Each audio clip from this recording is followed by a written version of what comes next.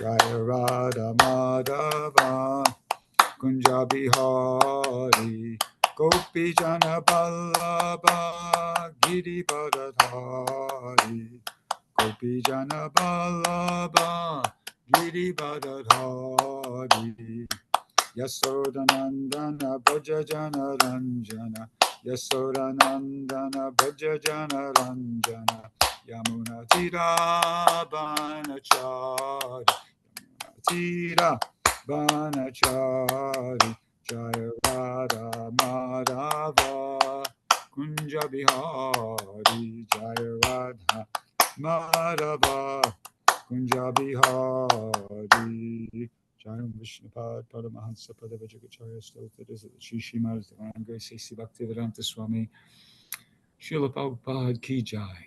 Kan Bibidi Founder Acharya Srila Prabhupada Ki Jai. Jayam Vishnupad Paramahansa Padavajagacharya Stota Shri Srimad Divine Grace Bhakti Siddhanta Saraswati Goswami Maharaj Ki Jai. Ananta Gauri Vaishnavrinda Ki Jai. Namacharya Shri Haridas Thakur Ki Jai. Sekaho Shri Krishna Chaitanya Prabhu Nityananda Shri Advaita Gadadhar Shri Vasudeva Gaura Bhaktivinoda Ki Jai. Shri Shri Radha Krishna Gopinath Shamakunda Radhakunda Giri Govardhan Ki Jai. Govardhan Ki Jai. Navadip Mayapur Dham Ki Jai.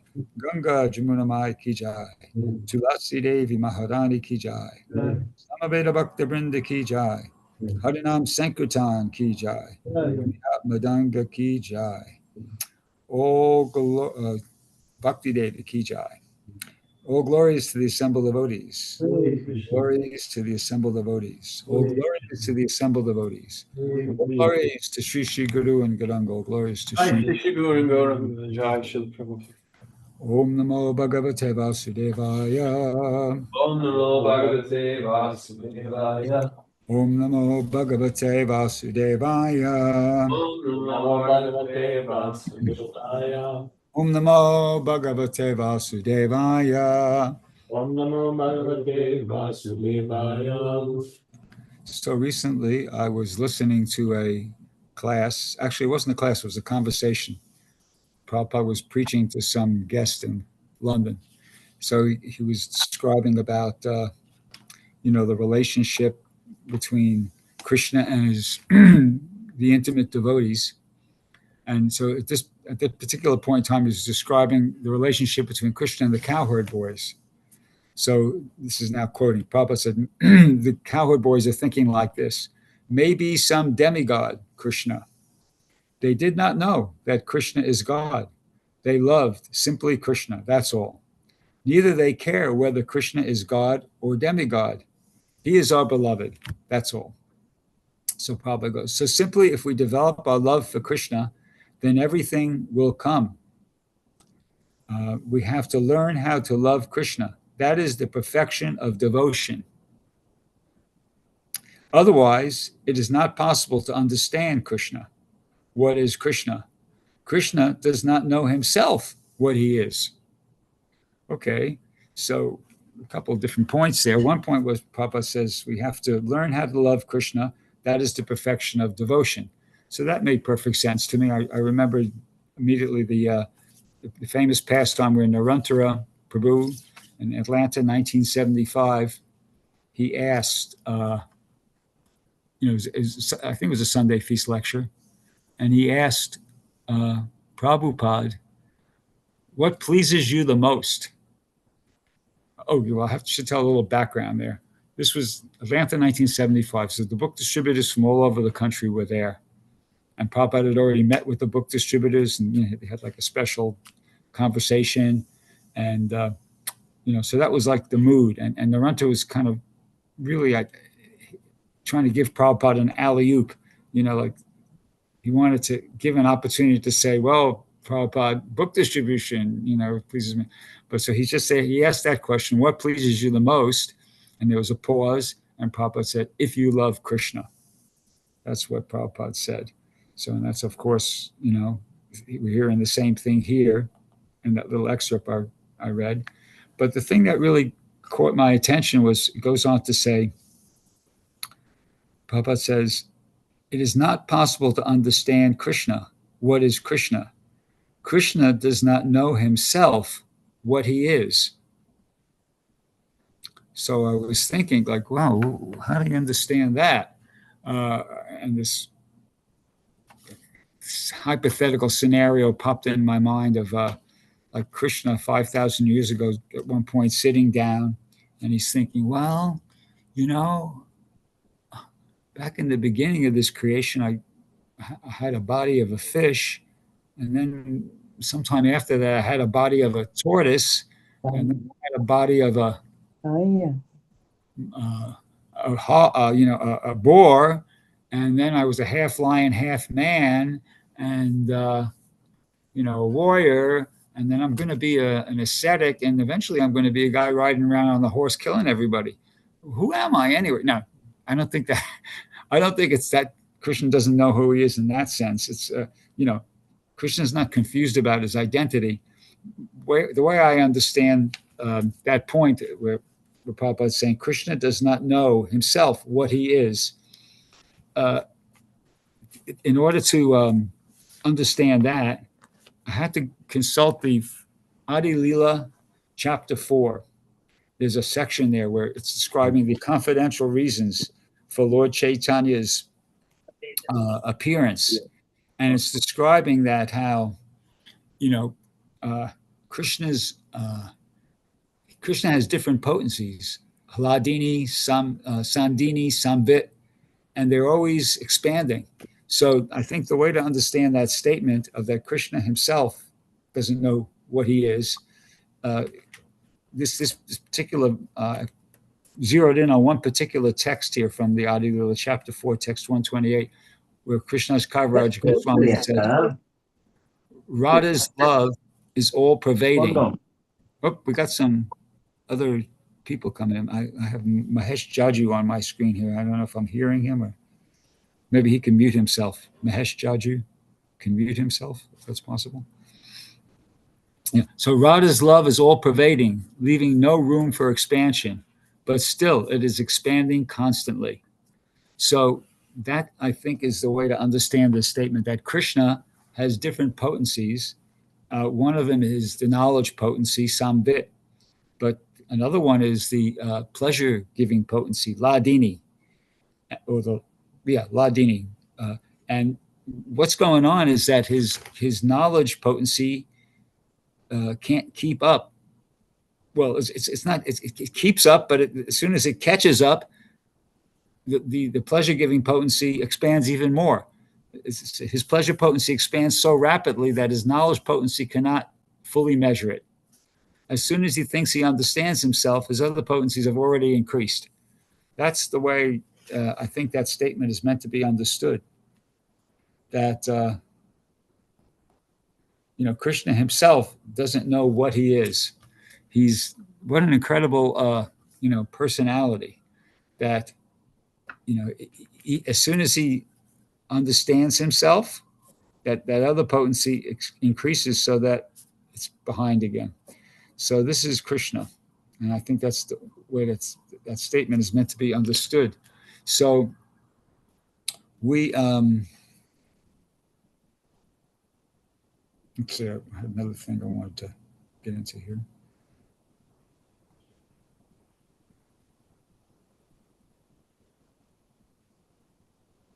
Yeah, so we can't expect, and Prabhupada is saying here, to fully understand Krishna, especially in our present condition.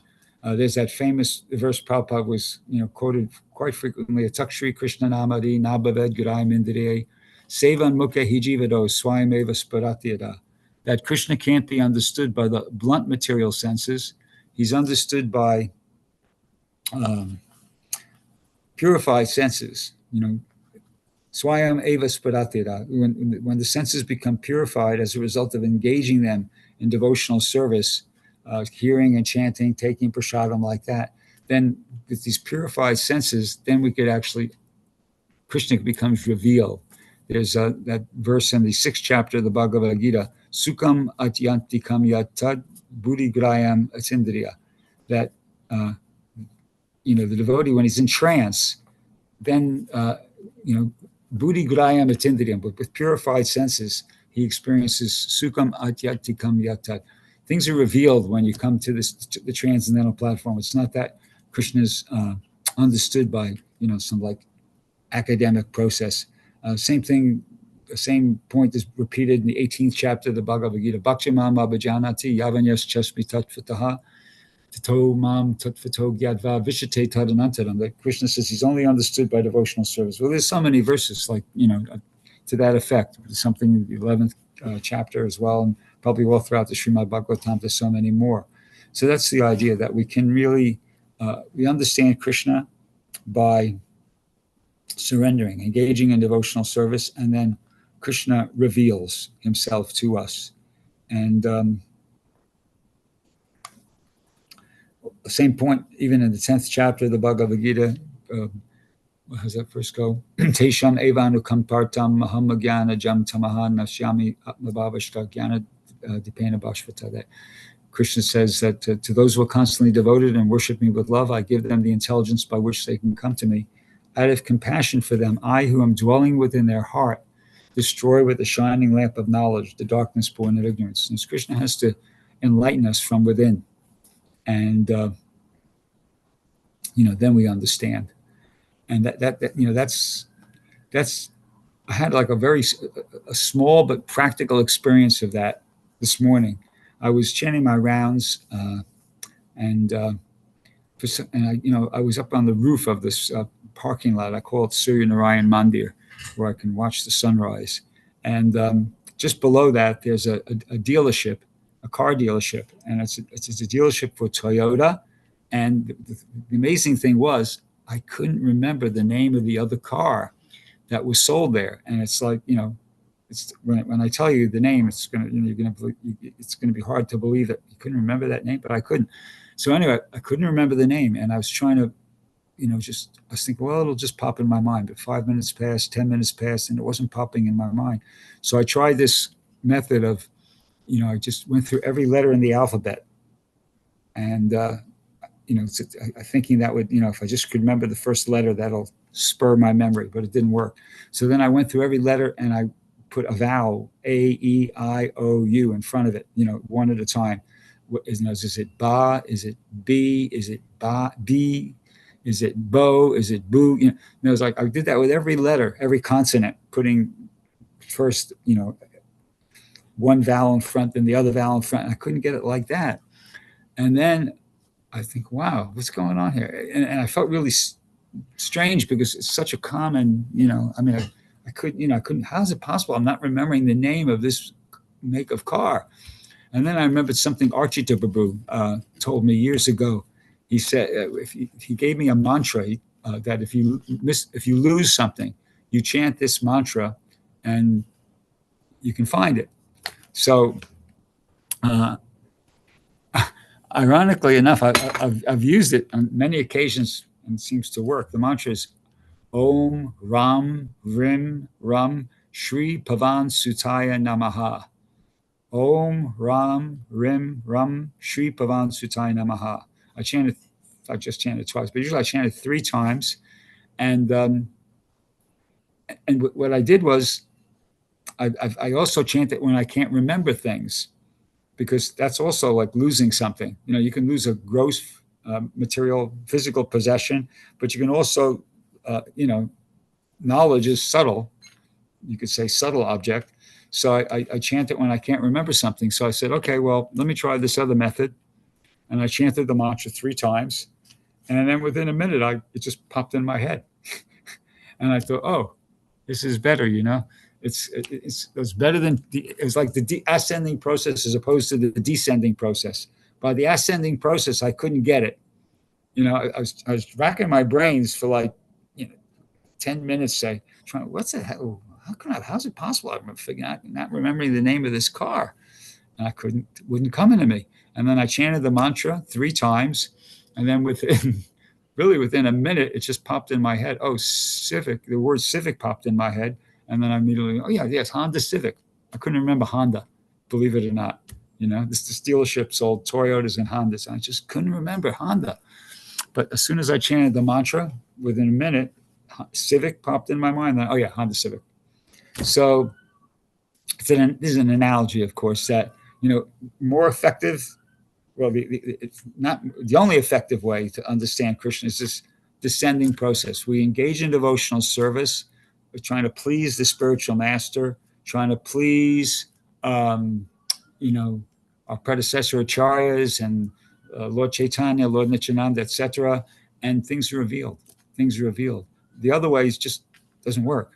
We're not going to. We could get some, compile some, not theoretical knowledge, but some knowledge, some information, and academic understanding, and that's good. That's certainly way better than nothing, But as far as like realization, and that has to be, that's a blessing, that we have to receive the mercy of the spiritual master and Krishna to be able to understand that. To really experience what Krishna consciousness is all about. Actually, I was just listening to one lecture yesterday, and Prabhupada was saying he was talking about how that verse by Rupa Goswami, Tatra Lolyam Ekamulam, that the price, love of Godhead is available, and but there's a price, and the price is your intense greed. And Prabhupada, elaborating more on that verse, he was saying that intense greed cannot be acquired even after many millions of births of performing pious activities. And then he said, well, how is it achieved then? How do you attain that? He said, it's the association of the Vaishnava, so association of the devotee. See? So we have to get the mercy of a devotee. We have to get the mercy of a devotee in order to have, for Krishna to become real, alive, and reveal himself to us. It's not by some mundane process, academic study or performing pious activities or whatever. No, got to get the mercy of a devotee. And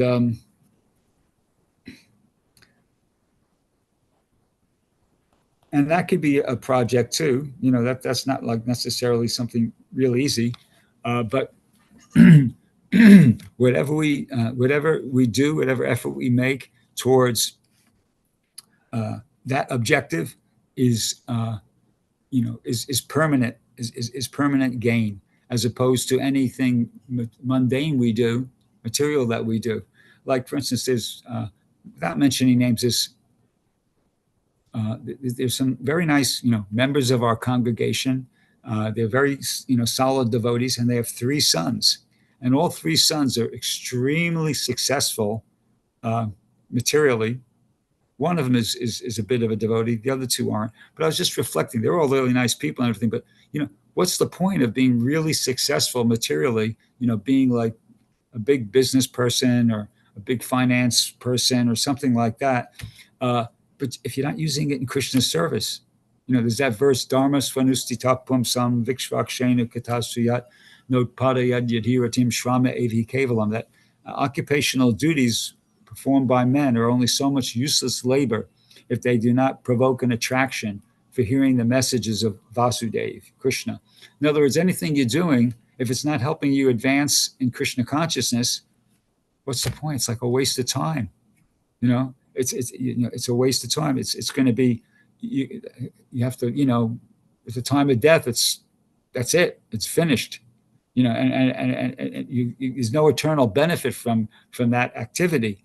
So it's literally it's Shrama AV Kevalam, useless labor. Although it doesn't seem like it, that's what it is. So Prabhupada, this is an excerpt from a lecture Prabhupada gave where he says something about that. He goes, you cannot keep money. That is the way of nature. That I want to keep money. Prabhupada goes, that is illusion. You cannot keep. It will be spoiled. If you don't spend for Krishna, then it will be spoiled for some other purpose. Therefore, so long as we have got money, let us spend it for Krishna. That is real savings. And then he repeats it. He says, that is real savings. There is a verse, Tyaktva svadharmam charanam bhujam harer. That verse is very nice. And, hang on.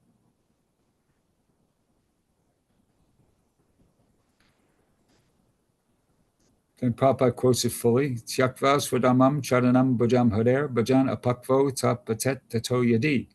Yatra kva babadram abud amushikim kovarta apto bhajatam swadharmata.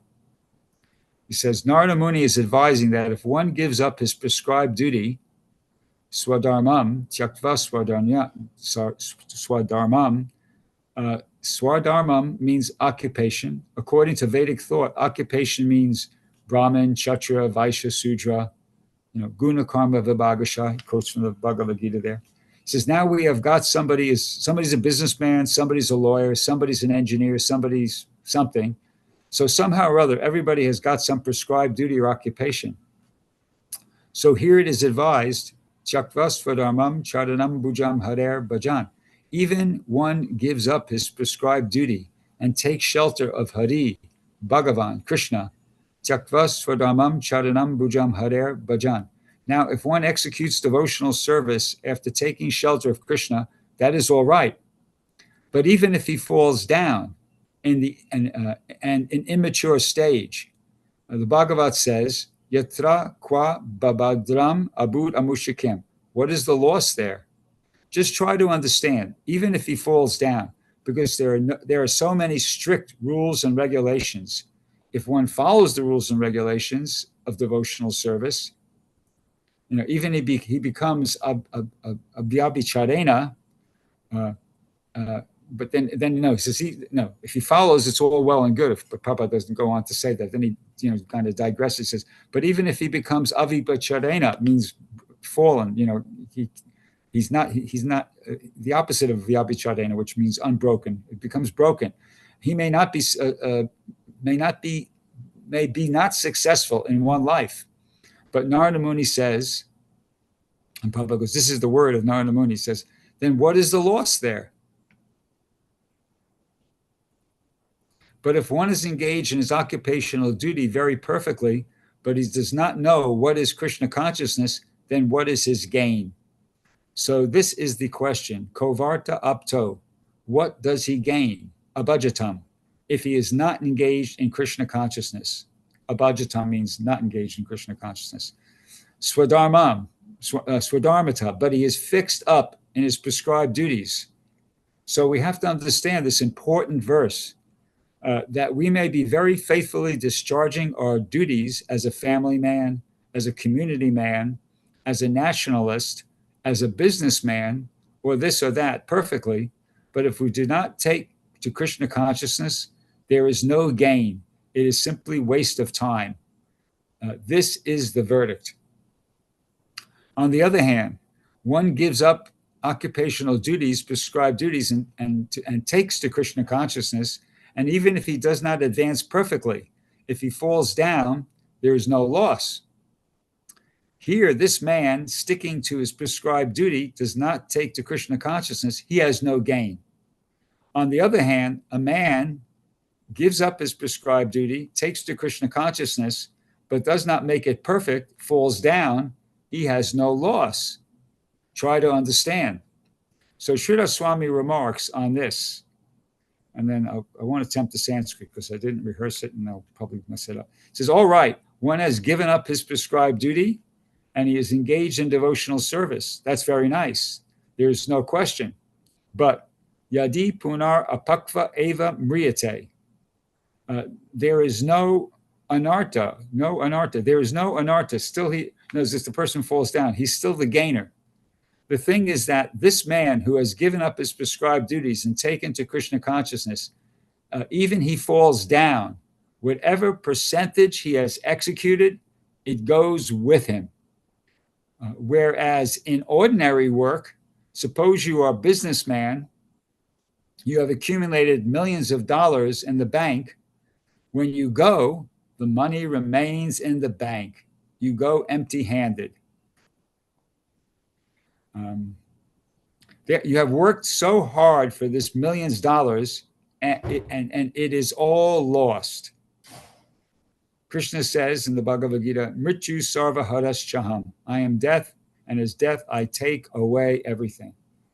So the purport is that whether I accumulate millions of dollars, and at that time my death it remains, and at that when at the time of my death, it remains in the bank, and I go empty-handed. And according to my karma, I take another birth, maybe a human being or cats or dogs. That is a different thing. But whatever I've accumulated here, that remains here. It does not go with me. What a bad deal. I'll just stop and reflect upon that for a minute. Not only do you not get to take the good stuff with you, your money, your possessions like that, but what you're left with, what you do take with you, going forward into your next lifetime, is the reaction to all the sinful activities you perform to acquire that money or those possessions. And in general, people will be performing sinful activities or activities which will get them reactions. Because in the 3rd chapter of the Bhagavad Gita, Krishna says, Yagyat tart kamanon yatra loko yam karma bandhana tadartam karma kuntaya mukta sangha samacharet, I think. Work done as a sacrifice for Vishnu has to be performed. Otherwise, it binds one to the material world. So anything you're doing that's not sacrifice for Vishnu or it's not devotional service, there's a reaction for that. So you got all these reactions. You got none of the things that you worked hard to get, the money, the house, the car, the whatever. None of that, goes with you. But what you do get is what you have to take with you is the reactions of all the sinful activities, the non-devotional activities you perform in order to acquire those things. So not a very good deal. Whereas on the other hand,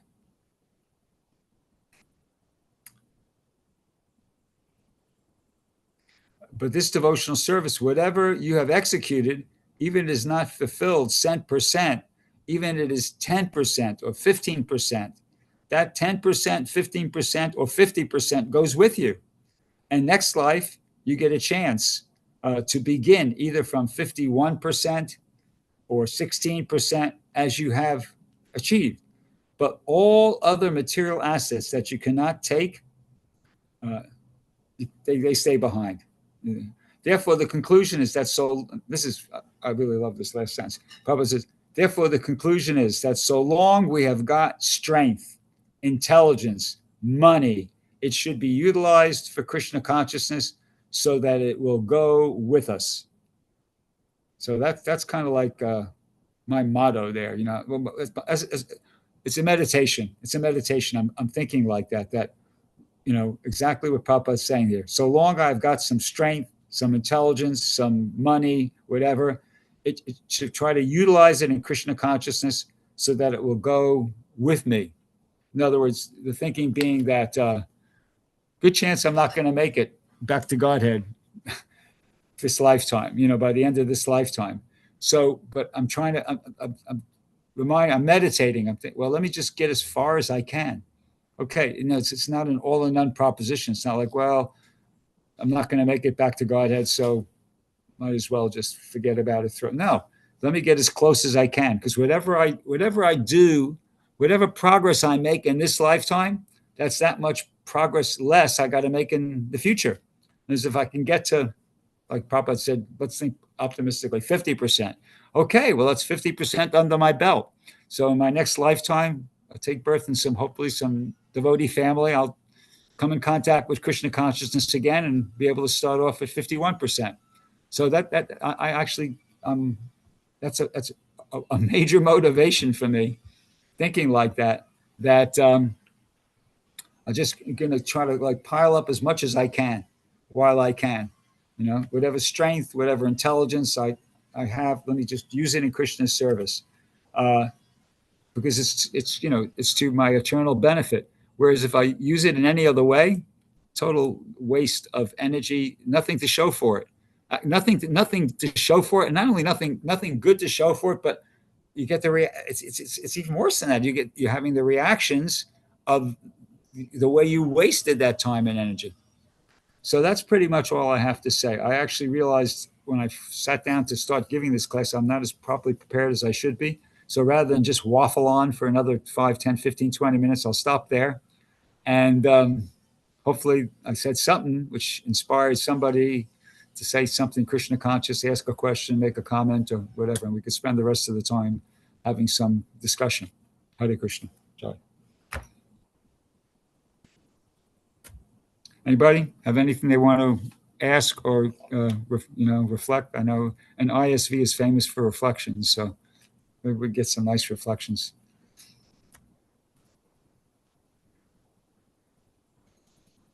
on any of these points. Hare Krishna. Bro, I was liking your point about not being able to understand Krishna fully, but is there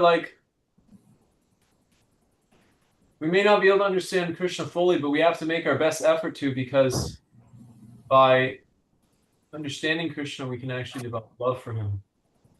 So what's the demarcation of trying to understand Krishna, but then also cultivating awareness of Krishna in order to develop attachment to him, which was the point that you were making with that conversation with the man, Krishna speaking about the love of the cowherd boys.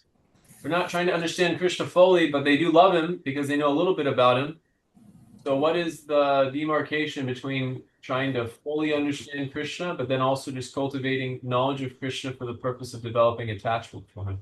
Yeah, good point. That's a really good point. See, the cowherd boys situation and our situation is a little bit different. Actually, it's a lot different, a lot different than my situation. They made it. They're there already. They're situated in pure love for Krishna, Sakya Ras, like that. But we're aspiring. So for us, well, one point is ultimately it's all dependent upon Krishna's mercy, and that's an important thing to remember. It's not that by becoming a great scholar that automatically, okay, I'm a great scholar, so I've got love for Krishna. No, the love for Krishna it's a blessing, it's a gift. You have to, it has to be like awarded to you. There's no activity that you could perform that guarantees you that you're going to get love for Krishna.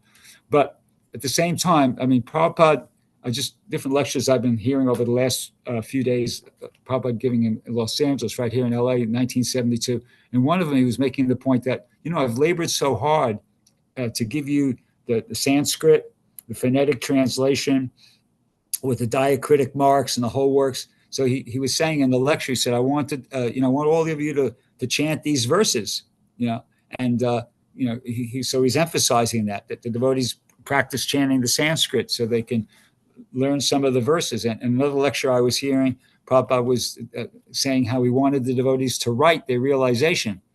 And another lecture, he was saying how he wanted the devotees to read his books. So Prabhupada wanted us, to study. That's, he gave us all these books for that purpose, so many, elaborate purports and everything. But it's devotional service. It's not like it's our studying, our attempts to, memorize shlokas and write our realizations and study Prabhupada's books. It's different from like an academic scholar, studying a subject matter. It's for us, it's devotional service. We're not trying to like accumulate knowledge for the purpose of, like one-upmanship. That's in the material world, that's like a big thing. One-upmanship, always trying to be like a bit better than the other guy, the other person, like that. We're not, as devotees, we're not interested in that. We're doing that. We're doing these activities of reading Prabhupada's books, chanting the shlokas, memorizing shlokas, writing our realizations, like that, for the purpose of pleasing the spiritual master. Our study is in that, should be in that mood of pleasing the spiritual master. And when the spiritual master is pleased, then, he will reveal to us, more things. Then our understanding of Krishna will, increase like that. So I think that's the demarcation that, we are meant to engage in those activities of study and etc., but in a devotional mood, because ultimately it's that devotion which is going to enable us to understand our relationship with Krishna, because, the spiritual master will be pleased. Well, getting back to, that thing, that question the Runter asked, what will please you the most if you love Krishna? That's, well, actually, there's the famous pastime in the Chaitanya Charitamrita of when Lord Chaitanya was touring South India and he went to Sri Rangam, and there was that one, a Brahmin there he was illiterate, but he was ordered by his spiritual master to read the Bhagavad Gita every day, I think all 18 chapters or something like that, but he couldn't read. So he was sitting in the temple, and there were other Brahmins, they were, who knew him, and they knew he was illiterate. They knew he couldn't read, and they were making, poking fun at him like that, making, comments here, there, whatever. But he was sitting there very faithfully, and he was, looking at the book, and he was turning the pages or whatever.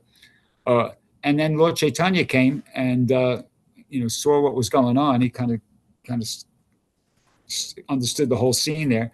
And he went up to him and he said, Brahman, what are you doing? And he said, oh, Anyway, the Brahmin explained to him that I'm illiterate, but my spiritual master has asked me to read the Bhagavad Gita every day, 18 chapters. So I order of the spiritual master, I have to do it. He said, no, but I see you're crying. So what's going on with that? And the Brahmin explained to him that, well, I don't understand what I'm reading, but on the cover here, there's a picture and it shows how Krishna has become Arjun's chariot driver, Sarati. And in India, that's like, not a very prestigious position to be the chariot driver. I mean, you get kicked, by the feet of the charioteer. But Krishna accepted that position to serve his devotee. And the Brahmin, contemplating that and thinking about that, he became overwhelmed by affection, because he felt like, wow, Krishna's so wonderful. He's here he is, he's driving the chariot. He's agreed to become the charioteer for Arjuna to help him like that. And he was like feeling moved by the, by that. And he was crying because of that. So Lord Chaitanya embraced him and said, actually, you are the real reader of Bhagavad Gita. See? So that's the thing. He was not a scholar. He was illiterate, but because he had the bhakti, you see, he had the bhakti. So that he was understanding. Whereas these other friends of his who probably were not illiterate were making fun of him and probably not understanding anything about Krishna at all whatsoever. But he had the bhakti, so he was understanding. So we should study, read, memorize, write, etc. But bhakti, in the mood of bhakti. It's all always remembering that this is part of our devotional service. It's not that we're, trying to become great scholars or great whatever. It's just part of our surrendering and trying to become great devotees, actually. That makes sense? Thank you. Anybody else? Anything?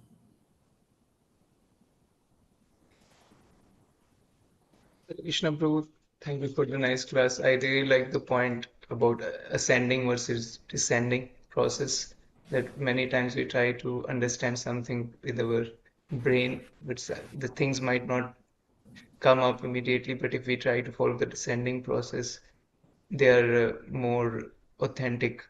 If we follow how Srila Prabhupada has told us to understand Krishna, following in his footsteps, he always quotes that verse, Janma karma ch me divyam evam yoveti tattvata tyattvadhyam punarjanma naiti so Arjuna, that one has to understand Krishna's birth and activities in truth. So as you mentioned that we do it following the footsteps of previous teachers, and then it's descending process. If I just try to understand Bhagavad Gita from so many commentators, just like Oppenheimer, he went to UC Berkeley to learn Sanskrit so that he could understand Bhagavad Gita simply by himself. That is more like the descending process. So he didn't become a devotee. Yeah, he didn't become a devotee.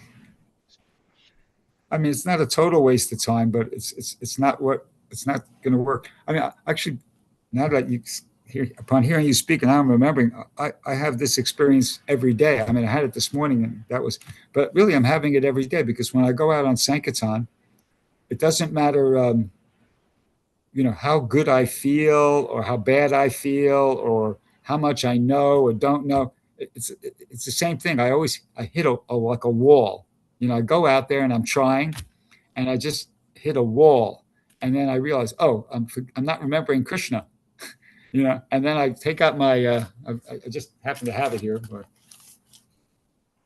I've got the picture on the table there. Yesterday I left it in the car and I forgot to take it out there. So I had to just I grabbed the Nectar Devotion and opened, like as I've seen Deva Vrata do, I opened to the picture of Rupa Goswami Samadhi showing his japa beads there, and I was praying to that. But yeah, when I start praying, when I start taking shelter and praying for the mercy, then that's when things get better. But when I'm just out there, just kind of like working hard, endeavoring to try to, like a salesman, when I'm in the mood of a salesman, okay, I'm going to sell these books, and I'm going to say this, and I'm going to say that, and I'm going to do this, and I'm going to do that, and it's just frustrating,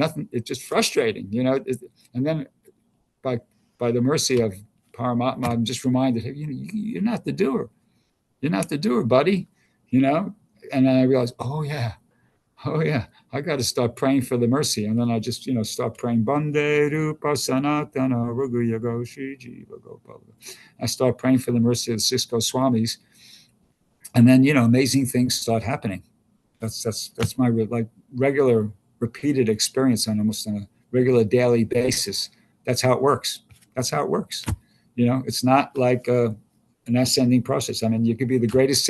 Actually, you probably heard this story, so I'll just tell really. There was this one fellow. He was watching the devotees in the airport, and he could see how, wow, these guys are. They stop the person, they talk to him a little bit, they hand them a book, and they, get money. So this guy thought, I'd like to do this. I could see myself making a lot of money like that. So it happened here in Los Angeles. He bought like $2,000 worth of books from the devotees, and and the devotees were cooperating because they thought this was interesting. So he went out there, and he was, he was a salesman. He was already a salesman, and he started approaching people and talking to them and this and that, and he couldn't sell a book. He couldn't sell a book, and I can't remember how long he tried for, but he was kind of like, well, he just couldn't do it. And then he went back to the devotees and he said, hey, could you buy these books back from me? In other words, he was trying to do it on the strength of his material ability as a salesman. He thought, well, yeah, these guys are just amateurs. I'm a professional salesperson. I could see they're stopping one person after another and people are giving them money. I'll clean up, but he didn't. It was just the opposite. So really, it's Prabhupada. I've heard Prabhupada say in the lectures, karma and bhakti, they look like each other, but they're not. You see, it looks like we're doing the same thing as everybody else. Just somebody who was watching, they might think that guy's just like a salesman. If they're watching me, he's just a salesman. Well, on one level, yeah, I'm doing the same sort of things a salesman would do, but internally is what's going on. Internally, is what's important. Internally, we are taking shelter of Krishna consciousness. I mean, all morning long we're chanting Hare Krishna, and then I'm chanting the prayers to the six Goswamis on the way out to Sankirtan, where we went for the whole program, greeting the deities, Guru Puja, et cetera, et cetera, et cetera. See, that's the real salesmanship. The other thing is just kind of superficial. It's what you got to do to just make it happen. But the real thing, that is expression. We're not the doer. What's the doer? The doer is the bhakti. The doer is the bhakti. The doer is our surrender to Guru and Krishna. That's the doer. That's what makes it happen out there. Not our salesmanship or our knowledge of how to cook good recipes or that we might be somebody might come to Krishna consciousness and they before they were a devotee, they might have been a window designer, dressing mannequins or something like that. But unless they have bhakti, when they go to dress the deities, they'll flop. The bhakti is what's important, not the material. Here's the point. The bhakti is what's important, not the material expertise. We want to try to, develop some material expertise, but as part of our devotional service, right? But ultimately, we have to always remember the bhakti is what's important, not the material expertise. If you have to choose between the two, choose the bhakti. Actually, I'll give you an interesting example of that. There's this one bhakta. This is probably like 25 years ago. His name was Bhakta Jake. And he was, he was a bhakta. He'd been in the temple not that long a time. And he really was like attracted to Bhakta Srishna. And he just had this really strong desire. He wanted to distribute Bhagavad Gita. So he came with me one day to the airport. We're in Terminal 6, Continental Airlines. And it was a Saturday, actually. It was a Saturday morning. And, he wasn't like he wasn't somebody who came out regularly even. I think maybe it'd come out like once or twice before, and maybe watching the devotees mostly tried a little bit, but he just had this really strong desire that he wanted to distribute Bhagavad Gitas. And so I was going around with him, but he was stopping the people and talking to him. And, he was just trying his best. He was just trying his hardest. And he had chanted his rounds, and I could see he was like really praying like anything. And he was tolerating a lot of anxiety because, he wasn't experienced. So he was very self-conscious and nervous. And anyway, he got about 13 Bhagavad Gitas out, and people gave him donations. And I was just watching the whole thing, and it was really, I think he did like about 150 that morning, which was considered a good morning. For it was a half day. We used to go a half day on Saturday, and I was like, wow, that was amazing. Krishna gave him the mercy because he didn't have the skill. He was a new person, but he just had an intense desire. I want to distribute the Bhagavad Gita. Krishna, please let me distribute some Bhagavad Gitas. And he tolerated, he went out there, he just tried his best. You could see he was like sweating. He was nervous. The people could see it too. Anyway, it happened. He got the books out and he got donations for it. And I was like, wow. And he didn't last, but at least that different day, he was totally surrendered and he had the bhakti and he got the mercy. So the bhakti is what's important, way more important than the material expertise. Thank you so much, Prabhu, for that elaborate answer. Jai. Anybody else? Yeah, we have around 10 devotees online, Prabhu. If anybody has any questions or reflections, we have a few more minutes. Hare Krishna, Prabhu. You were mentioning about the percentage that you get to keep as you engage in devotional service. But if you fall down, don't you lose interest, or doesn't your bhakti go down because you're not interested anymore, or what actually No, does? that was the point that was being made. That if you say you engage in devotional service, say you get to 17%, okay, then and you go away because you decide, oh, I want to go back out in Maya or whatever, you think you could enjoy. So your 17% stays there, and in your next lifetime, you'll come in contact, which this is my understanding, you'll come in contact with Krishna consciousness again. And if you decide, it's always free will is always there, but the opportunities will be presented to you. You'll have the opportunity to come in contact with Krishna consciousness again, and the opportunity to take it up. And if you decide to take it up, you'll start not at 0, but at 18%. You got that 70% under your belt, with one exception. This is my understanding. Hati Mata, Vaishnav Aparad. I've heard it said, if I'm remembering correctly, that wipes out, but once again, I haven't studied this recently, so if somebody knows more, they could make another comment.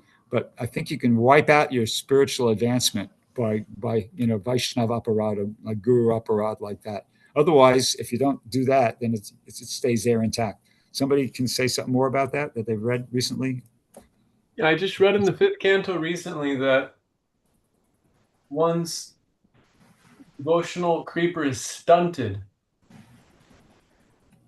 with Vaishnava Aparad. It's stunted, which means that they don't necessarily lose their progress, but they aren't able to go beyond that point, and they may even drift away from their practices, but the advancement which they made isn't forgotten by Krishna, is what Prabhupada was saying in the purport. Okay, that's good. So stunted is different from lost forever, right? Yeah, it's just stunted is different from obliterated.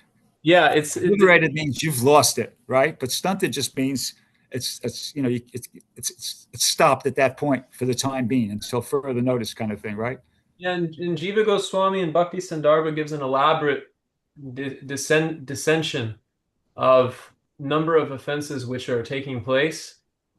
He gives like a specific number, and basically after a certain number of offenses, one loses the ability for austerity, which can affect one's ability to actually follow the 4 regulative principles, be engaged in regular devotional service, but their progress isn't stopped, it's just put on halt.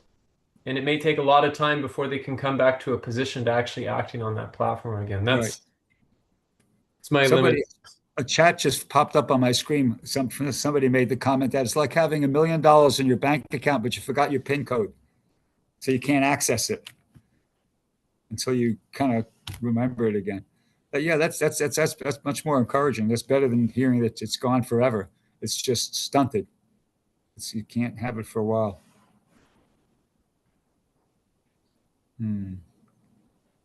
Something popped in my head that I could say, but then it went out again. So anyway. Anybody else? Anything? Okay. Well, thank you very much, everybody. Hare Krishna. Thank you for the opportunity to talk about Bhgupati Krishna Prabhu ki consciousness. jai. All of you. Hare Jai Krishna. Prabhupada.